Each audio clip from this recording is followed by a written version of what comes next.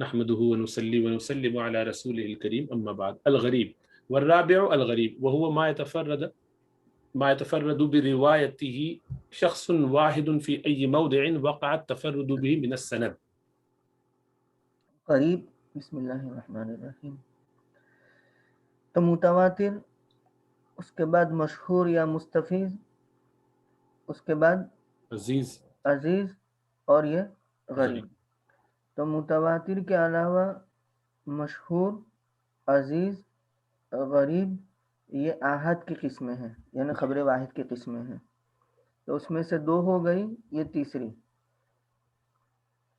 غریب اور وہ ہے کہ جس کی روایت میں ایک شخص متفرد ہو، کسی بھی جگہ میں اس کے ذریعہ تفرد واقع ہو سند میں سے، یعنی کسی بھی جگہ سند میں ایک راوی رہ جائے.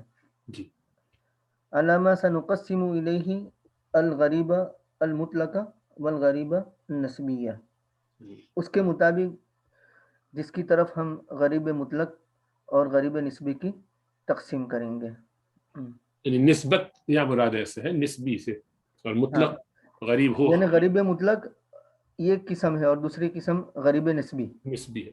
وكلها أي الأقسام الأربعة المذكورة سوى الأول وهو المتواتر آحاد ويقال لكل منها خبر واحد. ابھی جو عرض کیا وہی ہے کہ یہ سب کے سب قسمیں آحاد کی. ہاں. تعريف الآحاد وأقسامها وحكمها. وخبر الواحد في اللغة ما يرويه شخص واحد، وفي الاصطلاح ما لم يجمع شروط التواتر. شروطت بولیں گے، ما لم يجمع شروط التواتر، جس میں جمع نہ ہو، نہیں جمع نہ کرے. اچھا ٹھیک ہے، فاعل اس کا نہیں بنا رہے بلکہ مفعول ہے. ما لم يجمع شروط التواتر. وفيها أي الآحاد، أي في الآحاد المقبول وهو ما يجب العمل به عند الجمهور، وفيها المردود وهو الذي لم يرجع صدق المخبر به للتوقف الاستدلال بها على البحث عن أحوال رواتها دون الأول، وهو المتواتر. فكله مقبول لإفادته القطع بالصدق مخبره بخلاف غيره من أخبار الآحاد. آحاد کی تعریف اور اس کی قسمیں اور اس کا حکم. تو خبر واحد لغت کے اعتبار سے وہ ہے جس کو ایک شخص نقل کرے، یہ لغوی معنی ہوا. اور حدیث کی اصطلاح میں ما لم یجمع شروط التواتر، خبر واحد وہ ہے جو تواتر کی شروط کو جمع نہ کرے، یعنی جس میں تواتر کی شروط نہ پائی جائے. اور ان آحاد میں مقبول ہے، اور وہ ہے کہ جس پر عمل کرنا واجب ہے جمہور کے نزدیک. اور ان آحاد ہی میں مردود ہے، اور وہ ہے کہ اس کی خبر دینے والے کی سچائی راجح نہ ہو. لتوقف الاستدلال بها، استدلال کے موقوف ہونے کی وجہ سے اس کے ذریعہ بحث پر، یعنی ڈھونڈنے پر، تلاش کرنے پر، اس کے راویوں کے احوال کے متعلق بحث کرنے پر. نہ کہ پہلی، مطلب متواتر کے اندر راویوں کے احوال کو بحث میں لانے کی ضرورت نہیں ہے، اس کو تلاش کرنے کی ضرورت نہیں ہے. اول سے مراد متواتر ہے پہلے. باقی یہ جو ہے مشہور ہے، عزیز ہے، غریب ہے، تو ان میں راویوں کے احوال کے متعلق بحث پر اس کے ذریعہ استدلال موقوف ہونے کی وجہ سے اس میں ردیت بھی آ سکتی ہے اور قبولیت بھی آ سکتی ہے. دون الاول، نہ کہ پہلے، یعنی متواتر. فکلہ مقبول، تو تمام کی تمام مقبول ہے، یعنی متواتر تو پورا کا پورا مقبول ہے. کیوں؟ لِإِفَادَتِهِ الْقَطْعَ بِصِدْقِ مُخْبِرِهِ، کیوں؟ متواتر کے فائدہ دینے کی وجہ سے قطعیت کا، اس کے خبر دینے والے کی سچائی کا، برخلاف اس کے علاوہ اخبار آحاد میں سے کہ اس میں قطعیت کا فائدہ نہیں ہوتا ہے. لیکن انما وجب العمل بالمقبول منها لانها اما ان يوجد فيها اصل صفة القبول وهو ثبوت صدق الناقل أو أصل صفة الرد وهو ثبوت كذب الناقل أو لا.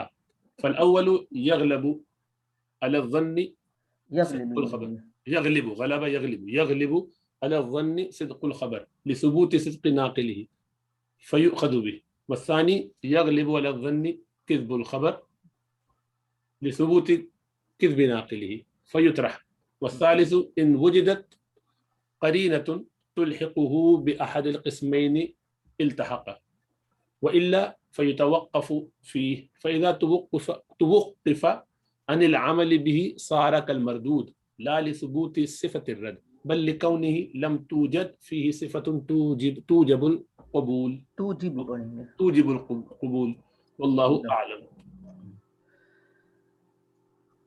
لیکن یقیناً عمل کرنا واجب ہے ان میں سے مقبول پر، یعنی آحاد میں سے جو مقبول ہوں گی ان پر عمل کرنا واجب ہوگا، اس لیے کہ یا تو اس میں قبول کی صفت کی اصل پائی جائے گی، اور وہ قبول کی صفت کی اصل کیا ہے، اور وہ نقل کرنے والے کی صدق کا ثبوت ہے، یا پھر اس میں پائی جائے گی ردیت کی صفت کی اصل، ردیت کی صفت کی اصل کیا ہے، اور وہ نقل کرنے والے کی کذب کا یعنی اس کے جھوٹ کا ثابت ہونا ہے، اولا یا نہیں، یعنی اما ان یوجد او لا یوجد، یعنی لا یوجد فیہا صفت القبول او صفت اصل صفت الرد، فالاول یغلب علی الظن صدق الخبر، پس پہلا غالب ہوتا ہے گمان پر خبر کا صدق،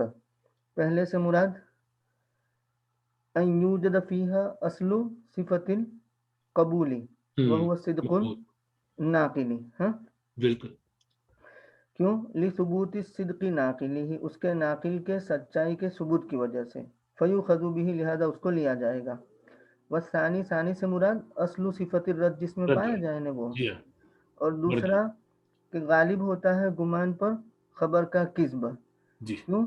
اس کے نقل کرنے والے کے جھوٹ کے ثابت ہونے کی وجہ سے، تو اس کو طرح کر دیا جائے گا، یعنی ڈال دیا جائے گا، ڈراپ کر دیا جائے گا، قابل عمل اس کو نہیں سمجھا جائے گا، والثالث، اور تیسرا ان وجدت قرینۃ تلحقہ بعہد القسمین التحق، تیسرا اگر کوئی ایسا قرینہ پایا جاوے جو اس کو لاحق کر دے دو قسموں میں سے کسی ایک کے ساتھ، یعنی مقبول کے ساتھ یا مردود کے ساتھ، تو وہ اس کے ساتھ ملتحق ہو جائے گا، مل جائے گا، وَإِلَّا فَيُتَوَقَّفُ فِيهِ، اگر ایسا کوئی قرینہ نہیں پایا جاتا، یعنی وَإِن لَّمْ تُوجَدْ قَرِینَةٌ، وَإِلَّا کا مطلب یوں سمجھیں گے، یعنی نہ ہم یہ یقینی طور پر یا گمان غالب کے طور پر ہم یہ نہیں کہہ سکتے کہ صحیح ہے، نہ یہ کہہ سکتے ہیں کہ یہ مردود ہے، دونوں صورتوں میں تو پھر اس پہ توقف کرے، خاموش توقف کرے گا، موقوف، یعنی اس میں توقف کیا جائے گا، فَإِذَا تُوَقِّفَ عَنِ الْعَمَلِ بِهِ صَارَ كَالْمَرْدُودِ،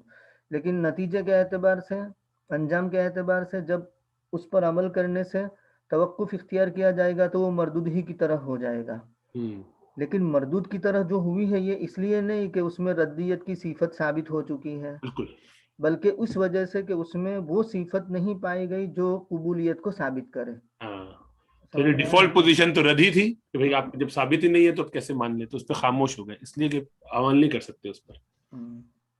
سمجھ میں آیا؟ نوجوانوں کوئی سوال ہو کر جی الحمدللہ۔ تو اس میں احاد میں سب میں تینوں کی تینوں قسموں میں یہی دو یا بلکہ تین کیٹیگری ہو گئی نا، ایک تو ہو گئی مقبول ہو گئی، مردود ہو گئی، اور تیسری وہ ہے جس میں دونوں میں نہیں ہے تو اس کو بالکل جس پہ توقف کریں گے۔ لیکن موقوف حکمن مردود ہی ہوگی، لیکن وہ مردود صرف کس وجہ سے ہوگی کہ اس میں ایسی صفت نہیں پائی جاتی قبولیت کو ثابت کرے، نہ اس وجہ سے کہ ردیت کی صفت اس میں ثابت ہو چکی ہے، کیونکہ ردیت کی صفت تو ثابت ہوئی نہیں ہے، اس لیے تو ہم نے موقوف کہا تھا۔ بالکل، ماشاءاللہ، اس کو یاد چھوڑ دیتے ہیں۔ ٹیکسٹ جو ہے وہ تھوڑا سا وہ ہے جس کو آگے بڑھ گیا، جی ہاں بالکل، جی ہاں آگے کا بھیج دیجیے گا، انشاءاللہ اس کو یاد کر لیں گے، پہلا حصہ بھی یاد کر کے آ جائیے گا، دوبارہ پکا کر لیجیے گا، اور اگلا حصہ بھی یاد کر کے انشاءاللہ آ جائیے اگلے ہفتے کے لیے انشاءاللہ، ٹھیک ہے۔